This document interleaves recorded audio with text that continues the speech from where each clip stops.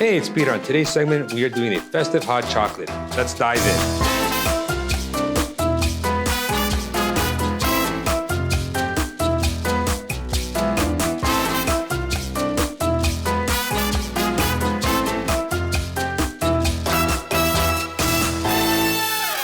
So today's episode, we are going to be doing a festive hot chocolate. It's going to be sweet, it's going to be a little bit naughty, and it's going to be great. So I'm going to start off by showing you what it's going to be like.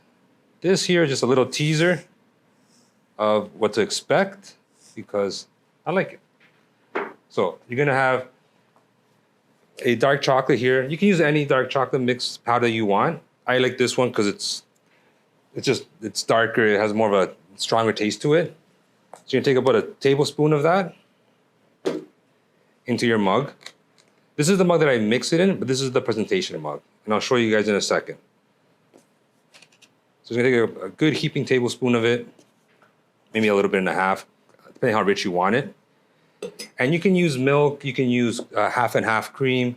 I like to use water and a bit of milk in it. I find that the consistency for that, I like it better, but if you want to use whole milk, heavy cream, half and half, there is no right or wrong on that one. So you're gonna get really hot water, really hot milk. If you are boiling the milk, you don't want to scorch the milk. So you want to do it in a way that's going to be kind of slow boil and keep an eye on it, because what happens is it can scorch it really fast if you don't pay attention to it. So now I'm just going to give it a nice stir, break it all up together. And then once it's in there, you're gonna add 3/4 of a teaspoon, not tablespoon, of vanilla extract. And you just wanna be careful. You gotta be careful, but you don't gotta be like, it's not like, rocket science. If you're a little over, it's fine. You can adjust as you go along. This is why I'm not a big fan of baking. Because you gotta be so precise. And I remember baking stuff and they're like, you need 1/8 of a teaspoon of something. And I'm like, that can't be right. Turns out you actually do need 1/8 of a teaspoon because it's a lot. So baking and I don't always go hand in hand, but I do like it. I do make a pretty good chocolate chip cookie. And yeah, so 3/4 of a teaspoon of vanilla extract. I try to stay away from the artificial stuff. Nothing really wrong with it. I just kind of like to use the real one. It just tastes better, I find. So you're gonna let that sit there for a quick second. In the meantime, you're gonna grab the fancier glass. You're gonna dip it in the liquid of your choice.